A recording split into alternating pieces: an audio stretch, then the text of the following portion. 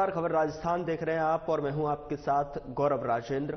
Bulletin की शुरुआत करते हैं। राज्यपाल हरिबाऊ बागड़े ने मंगलवार को केंद्रीय विद्युत राज्य मंत्री श्रीपाद वाई नायक ने राजभवन पहुंचकर मुलाकात की है। राज्यपाल से उनकी ये शिष्टाचार मुलाकात थी। इस दौरान उन्होंने विभिन्न विषयों पर चर्चा की।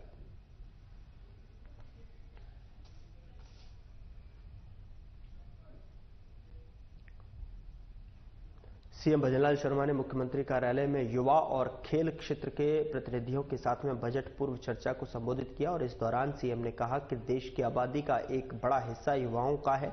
युवा प्रदेश की आर्थिक समृद्धि के इंजन हैं। उन्होंने कहा कि हमारी सरकार युवाओं को उनके सपनों को पूरा करने के लिए पर्याप्त अवसर दे रही है, जिससे वे देश और प्रदेश की प्रगति में भी अपना अहम योगदान दे सकें। सीएम ने कहा कि सरकार युवा और खेल प्रतिनिधियों के सभी सुझावों पर विचार कर उन्हें बजट में यथासंभव शामिल करेगी, ताकि आपड़ों अग्रणी राजस्थान का सपना साकार किया जा सके। और इसके साथ ही कहा कि युवा अपार ऊर्जा, नवाचार और सृजनशीलता के स्रोत है। स्वामी विवेकानंद जी का कहना था कि 21वीं सदी भारत की है और युवा पीढ़ी में हर समस्या का समाधान करने का सामर्थ्य है। राज्य सरकार की मंशा है कि युवा हर क्षेत्र में आगे बढ़े और हम उन्हें हर संभव मंच उपलब्ध करवाएंगे।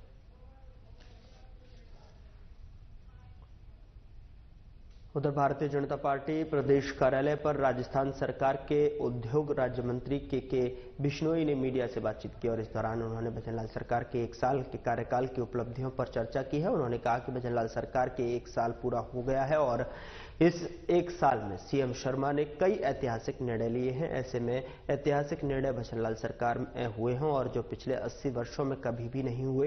पहली बार 4,90,000 करोड़ का बजट जारी किया गया और धरातल पर लाने के लिए लगातार प्रभारी मंत्रियों, सचिवों के माध्यम से मुख्यमंत्री भजनलाल शर्मा ने स्वयं मॉनिटरिंग की और बजट में गरीब, महिला, युवा, किसान चारों वर्गों का ध्यान रखा गया है। मुख्यमंत्री भजनलाल शर्मा ने पहले ही राइजिंग राजस्थान जैसे ऐतिहासिक कार्यक्रम को साकार रूप देते हुए देश विदेश से निवेशकों को राजस्थान में निवेश करने के लिए बुलाया। और साथ ही बता दें कि राइजिंग राजस्थान का उद्घाटन प्रधानमंत्री नरेंद्र मोदी के हाथों से होना और 35 लाख करोड़ का निवेश होना आधुनिक डिजिटल युग और राजस्थान के विकास का ऐतिहासिक उदाहरण है। निवेश धरातल पर उतरने और इसके लिए निरंतर मॉनिटरिंग की जा रही है। के बिश्नोई ने कांग्रेस सरकार को आड़े हाथों लेते हुए कहा कि कांग्रेस के नेता लगातार अनर्गल बयानबाजी करने में लगे हुए हैं और मुख्यमंत्री के लिए अशब्दों का इस्तेमाल भी कर रहे हैं। झूठे बयान देना इनका प्रतिदिन का काम बन गया है और कोई तथ्यात्मक बात इनके बयानों में नहीं होती है। ये सिर्फ झूठ बोलकर जनता को भ्रमित करना चाहते हैं।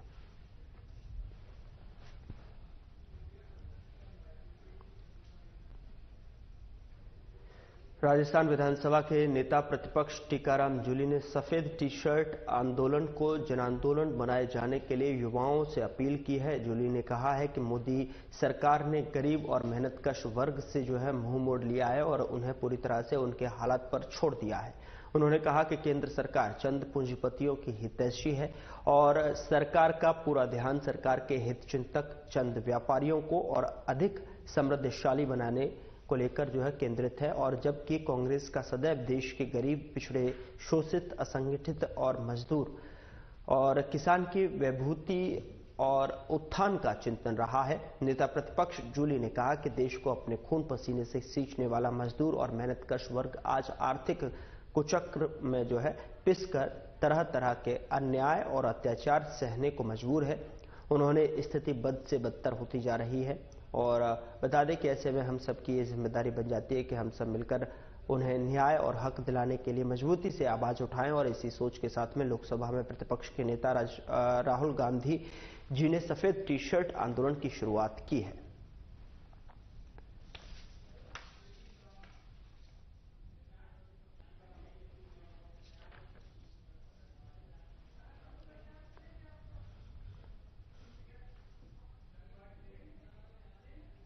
और इस बीच बड़ी खबर का रुख करते बड़ी खबर, नेता प्रतिपक्ष टीकाराम जूली एसएमएस अस्पताल पहुंचे तो बड़ी जानकारी आप तक पहुंचा रहे।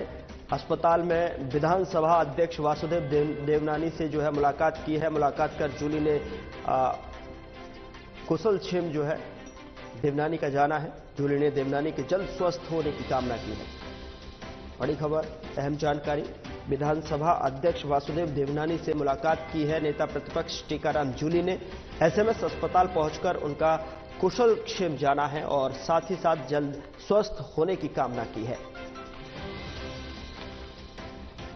नेता प्रतिपक्ष टीकाराम जूली एसएमएस अस्पताल पहुंचे, जहां पर विधानसभा अध्यक्ष वासुदेव देवनानी का हालचाल जाना है और जूली ने जो है यहां जल्द स्वस्थ होने की कामना भी की।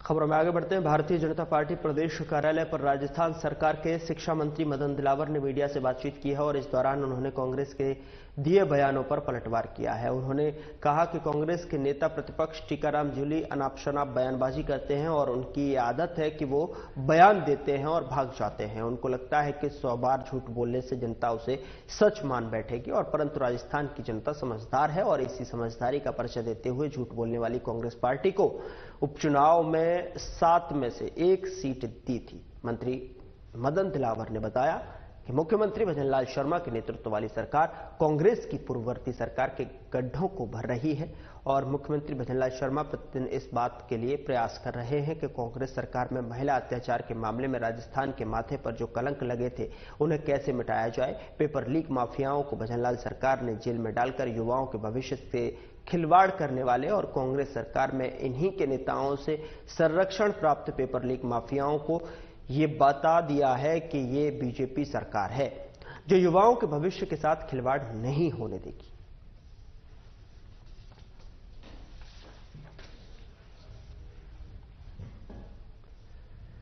राजस्थान आवासन मंडल की ओर से प्रदेश में जारी परियोजनाओं के तहत समयबद्ध और गुणवत्तापूर्ण निर्माण पूरा करने, जनहित से जुड़ी योजनाओं में तेजी लाने के लिए सीधी भर्ती प्रक्रिया शुरू की गई, जिसके तहत computer operator, data entry operator आदि पदों की भर्ती कंप्यूटर आधारित प्रतियोगी परीक्षाओं का आयोजन किया गया।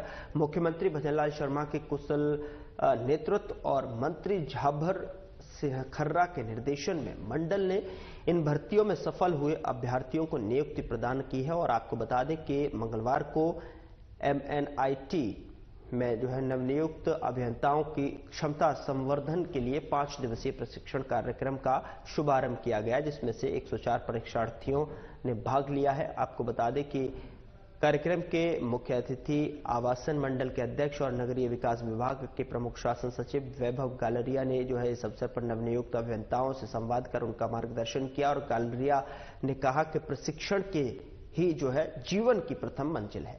व्यक्ति के जीवन में सीखने की कोई उम्र नहीं होती, अभ्यास से ही वो अपने लक्ष्य की ओर जो है अग्रसर होता है। उन्हें मंडल की सराहना करते हुए कहा कि नवनियुक्त अभियंताओं की क्षमता संवर्धन में प्रशिक्षण कार्यक्रम मील का पत्थर साबित होगा।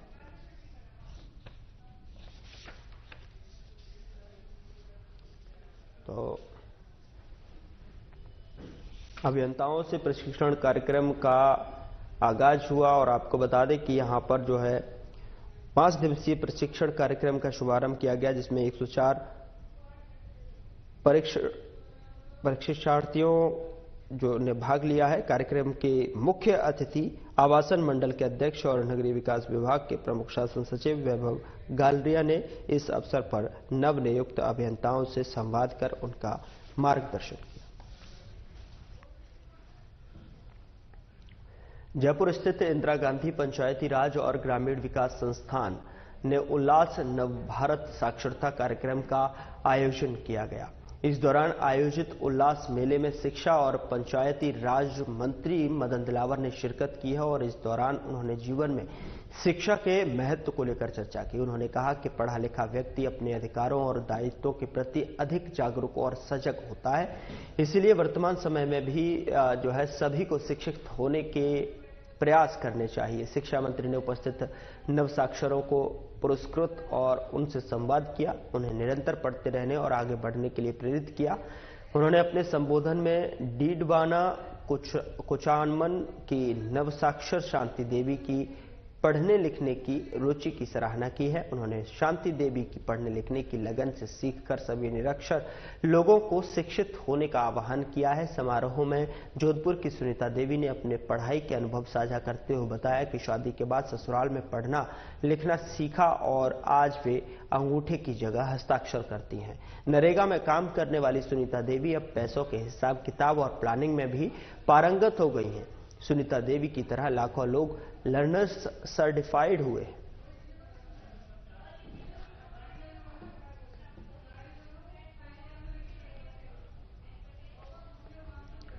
उधर बीकानेर में दिव्यांग स्कूली बच्चे अपनी मांग को लेकर प्रारंभिक शिक्षा निदेशालय पहुंचे। दिव्यांग स्कूली बच्चों के अनुसार पाबू पाठशाला को आर्य समाज स्कूल में मर्ज करने का वे विरोध कर रहे हैं और आपको बता दें कि पाबू पाठशाला को यथावत रखने की मांग कर रहे हैं। उनका कहना है कि पाबू पाठशाला को आर्य समाज स्कूल में मर्ज करने के बाद उनके भविष्य पर संकट है और उन्होंने कहा कि स्कूल में अध्ययनरत 61 दिव्यांग बच्चों के भविष्य पर अनिश्चित के बादल मंडराने लगे हैं, जिसे देखते हुए उनके अभिभावक स्कूल को यथावत रखने की मांग को लेकर प्रारंभिक शिक्षा निदेशालय पहुंचे, जहां अधिकारियों के ना होने पर उन्हें बेरंग लौटना पड़ा।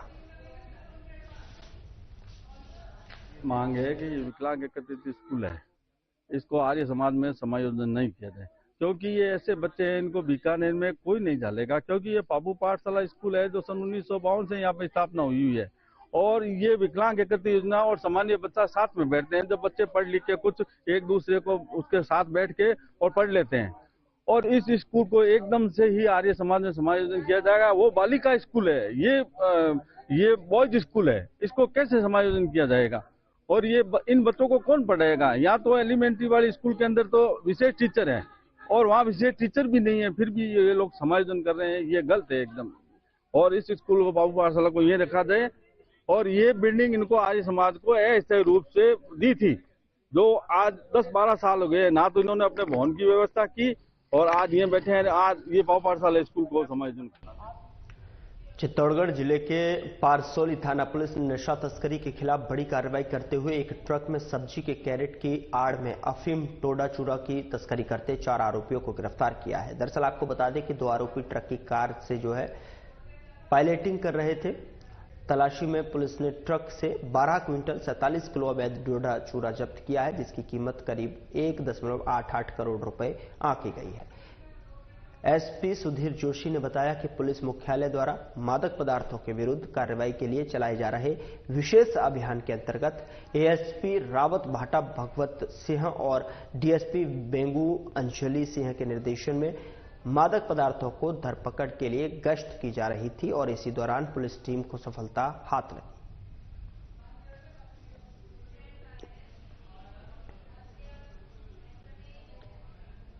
जैसलमेर जिले में थाना फलसुंड क्षेत्र में 6 महीने के बच्चे की हत्या करने के मामले में पुलिस ने आरोपी पिता चेना राम मेघवाल और ताऊ खंगार राम को गिरफ्तार कर लिया है। मिली जानकारी के अनुसार बता दें कि भाई से विवाद के बाद में आरोपी पिता ने अपनी 1.5 साल की बेटी और 6 महीने के बेटे को पानी के टांके में डाल दिया था और जिससे बेटे की मौत हो गई थी। एसपी सुधीर चौधरी ने बताया कि 19 जनवरी को करणी नगर बांधेवा निवासी आरोपी चैनाराम की पत्नी नीजू ने पर्चा बयान में बताया कि उसके पति चैनाराम और जेठ खंगार राम के बीच जमीन को लेकर विवाद हो रहा था। आवेश में आकर उसके पति ने दोनों बच्चों को घर की चौकी में बने पानी के टांके में डाल दिया और उसे भी टांके में डाल मारने की कोशिश की। रिपोर्ट के आधार पर थाना फलसुंड पुलिस ने प्रकरण दर्ज कर लिया है, अनुसंधान शुरू किया और मामले में आरोपी पिता और ताऊ को गिरफ्तार कर लिया है।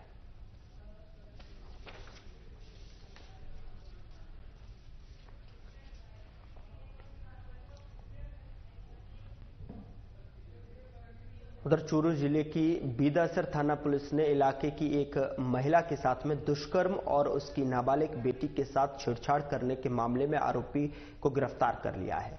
आपको बता दें कि एसपी जय यादव ने बताया कि 11 जनवरी को बीदासर थाना क्षेत्र के निवासी एक महिला ने रिपोर्ट दी थी कि आरोपी उसके साथ दुष्कर्म की घटना को अंजाम दिया था और उसने उसकी नाबालिग बेटी के साथ में भी छेड़छाड़ की थी। रिपोर्ट के आधार पर मुकदमा दर्ज कर अनुसंधान शुरू किया गया। मामले की गंभीरता को देखते हुए आरोपी की गिरफ्तारी के लिए एएसपी दिनेश कुमार और सीओ प्रहलाद राय के सुपरविजन में एक विशेष टीम गठित की गई, जिसके बाद पुलिस टीम को सफलता मिली। मुखबिर की सूचना पर सोमवार को पुलिस ने आरोपी इलियास को डिटेन कर पूछताछ के बाद गिरफ्तार कर लिया है।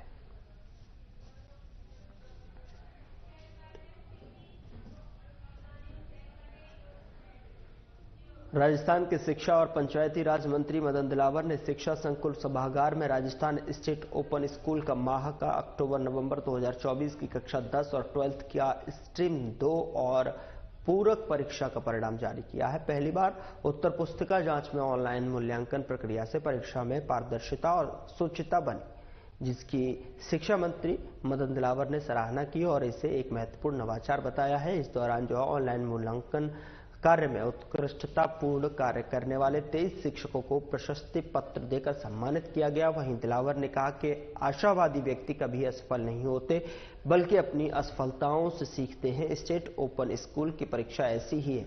उन्होंने सभी सफल हुए विद्यार्थियों को बधाई और मार्च में आयोजित पूरक परीक्षाओं में बैठने वालों छात्रों को शुभकामनाएं दी।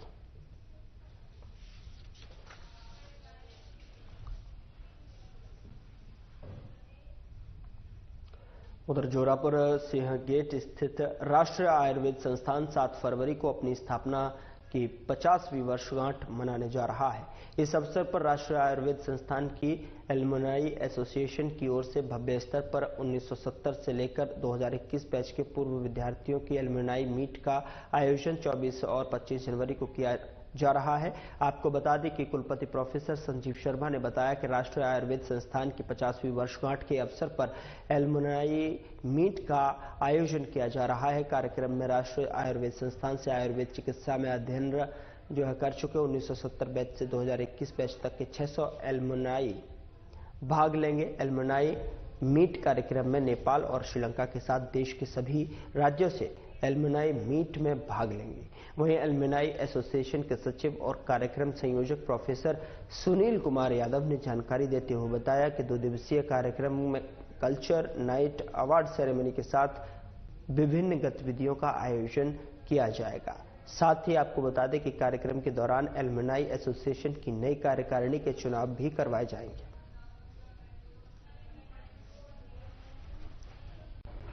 7 फरवरी 2025 को राष्ट्रीय आयुर्वेद संस्थान अपना 50वां स्थापना दिवस मना रहा है और इस स्थापना दिवस और स्वर्ण जयंती वर्ष के उपलक्ष्य में राष्ट्रीय आयुर्वेद संस्थान के अंदर कई तरह के कार्यक्रमों का आयोजन किया जा रहा है और उसी कड़ी में 24 और 25 जनवरी को राष्ट्रीय आयुर्वेद संस्थान के पूर्व छात्रों का एक सम्मेलन यानी एलुमनाई मीट आयोजित की जा रही है, जिसमें राष्ट्रीय यानी भारत से और भारत के बाहर से विदेशों से जो छात्र यहाँ से पढ़ के निकले हैं वो लोग इस कार्यक्रम में भाग लेंगे और इसमें लगभग 600 से अधिक ऐसे पूर्व छात्रों के सम्मिलित होने की संभावना है और वो संस्थान की वर्तमान गतिविधियों, संस्थान की उन्नति और संस्थान में वर्तमान में जो कुछ कार्यकलाप चल रहे हैं उनका अवलोकन करेंगे और कई तरह के अपने कार्यक्रम आयोजित भी करेंगे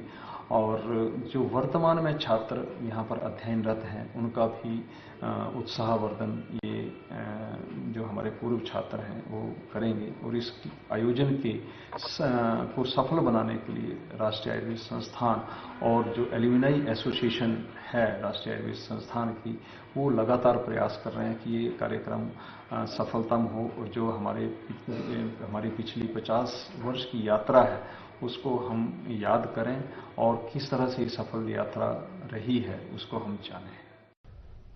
राजस्थान स्कूल शिक्षा परिषद के राज्य परियोजना निदेशक और आयुक्त अविचल चतुर्वेदी की अध्यक्षता में शिक्षा संकुल सभागार में वार्षिक कार्य योजना और बजट 2025-26 की तैयारी को लेकर बैठक आयोजित की गई। इसमें माध्यमिक शिक्षा को बेहतर बनाने के लिए प्रभावी योजनाएं तैयार करने के निर्देश दिए गए और साथ ही ईसीसीई और FLN और व्यावसायिक शिक्षा को प्राथमिकता देने पर जोर दिया गया।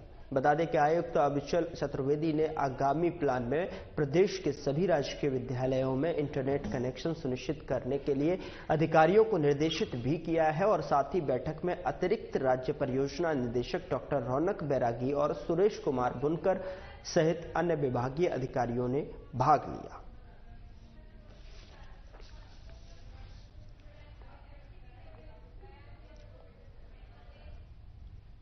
उधर बीजेपी प्रदेश अध्यक्ष मदन राठौड़ ने विपक्ष के सवालों का जवाब देते हुए कहा कि बीजेपी सरकार जनता की अपेक्षाओं के अनुरूप कार्य कर रही है, फिर चाहे विपक्ष को क्या लग रहा है ये उनकी सोच है। उन्होंने कहा कि सदन में विपक्ष की भूमिका जैसी होगी, सत्ता पक्ष भी उसी लहजे में उसका जवाब देगा। मदन राठौड़ ने कांग्रेस पर निशाना साधते हुए कहा कि डोटासरा बिना बॉल के फुटबॉल खेल रहे हैं, उनको पता ही नहीं है क्या बोल रहे हैं, उनको बाद में पता चलता है मैंने क्या बोल दिया। ऐसे में विपक्ष से आग्रह है कि विपक्षी नेताओं को बोलने से पहले अपने घर में झांक लेना चाहिए।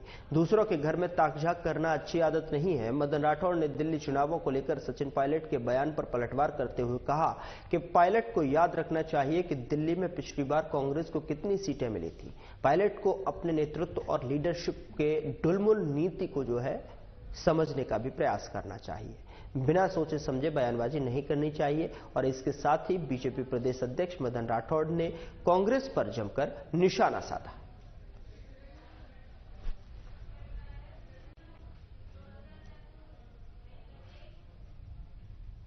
मुख्यमंत्री भजनलाल शर्मा की प्रदेश में चिकित्सा सुविधाओं को और सुदृढ़ करने की पहल के तहत अब सवाई मानसिंह मेडिकल कॉलेज और इससे संबद्ध अस्पतालों को मॉडल हॉस्पिटल के रूप में विकसित किया जाएगा और इसके लिए न केवल प्रशासनिक बल्कि अस्पताल के भवन सहित अन्य आधारभूत व्यवस्थाओं में आमूल-चूल जो है सुधार करते हुए स्वास्थ्य सुविधाओं को पेशेंट सेंट्रिक बनाया जाएगा। चिकित्सा और स्वास्थ्य मंत्री गजेंद्र सिंह खीवसर के निर्देश में इस पहल को मूर्त रूप देने के लिए सोमवार को सवाई मानसिंह मेडिकल कॉलेज में संबद्ध अस्पतालों के जो है प्रशासनिक अधिकारी के साथ में जो है एक विशेष संवाद आयोजित किया गया। संवाद में चिकित्सा शिक्षा विभाग के सचिव अमरीश कुमार, आयुक्त इकबाल खान, संयुक्त सचिव गौरव बजाड़ और सहित SMS मेडिकल कॉलेज और संबद्ध अस्पताल के प्रशासनिक अधिकारी उपस्थित थे। आपको बता दें कि संवाद में बताया गया कि SMS अस्पताल को चरणबद्ध रूप से जो है कार्य करते हुए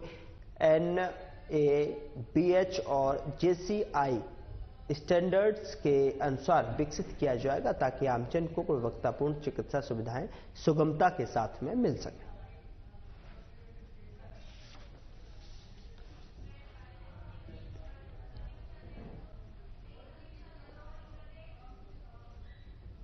दौसा जिला कलेक्टर देवेंद्र कुमार ने सोमवार को जिला कलेक्ट्रेट सभागार में अत्यावश्यक सेवाओं से जो है संबंधित साप्ताहिक समीक्षा बैठक की और जिसमें उन्होंने जिला स्तरीय अधिकारियों को कई निर्देश दिए। उन्होंने उच्च स्तरीय निर्देशों की समयबद्ध पालना और विकास कार्यों को तय समय पर जो है पूरा करने और आमजन की समस्याओं का गुणवत्ता के साथ में समाधान कर राहत प्रदान करने के निर्देश दिए हैं। जिला कलेक्टर ने सभी विभागों को अपने अधीनस्थ कार्यालयों और संस्थानों में खुले बोरवेल नहीं होने सुनिश्चित करने के निर्देश दिए हैं। साथ ही राइजिंग राजस्थान के अंतर्गत हुए MOU के क्रियान्वयन की समीक्षा करते हुए संबंधित विभागों को प्रकरणों का कैटेगराइज कर कार्रवाई करने के निर्देश दिए हैं। उन्होंने विभागीय अधिकारियों को महिला सहायता समूहों को प्रोत्साहित करने के लिए उनके पास उपलब्ध सामग्री को प्राथमिकता से खरीदने के निर्देश भी दिए हैं। वहीं आगामी गणतंत्र दिवस आयोजन की तैयारियों की समीक्षा करने की झांकियों और सांस्कृतिक कार्यक्रमों के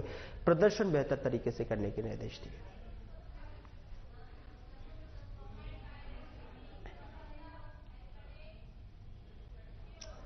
हासलसर फायरिंग मामले में NGTF झुंझुनू में बड़ी सफलता हासिल करते हुए ब्लैकिया गैंग के मुख्य सरगना लोकेश उर्फ लक्की गुर्जर समेत कई सदस्यों को गिरफ्तार किया है। बता दें कि DIG शरद चौधरी ने बताया कि लोकेश उर्फ लक्की गुर्जर और सुनील खटाना को रंगपुरी, महिपालपुर नई दिल्ली, हेमंत मान को विश्वकर्मा जयपुर और हिमांशु मान को अलवर से दस्तयाब किया है। गठित टीमों द्वारा राजस्थान और अन्य राज्यों के करीब 160 सीसीटीवी कैमरे चेक कर राज्य के विभिन्न जिलों सहित रेवाड़ी और गुड़गांव, नारनौल, दिल्ली, यूपी जगहों पर आरोपियों की तलाश की गई और इस दौरान टीम ने करीब 350 किलोमीटर मुलजिमों का पीछा किया, तब जाकर टीम को सफलता हाथ लगी।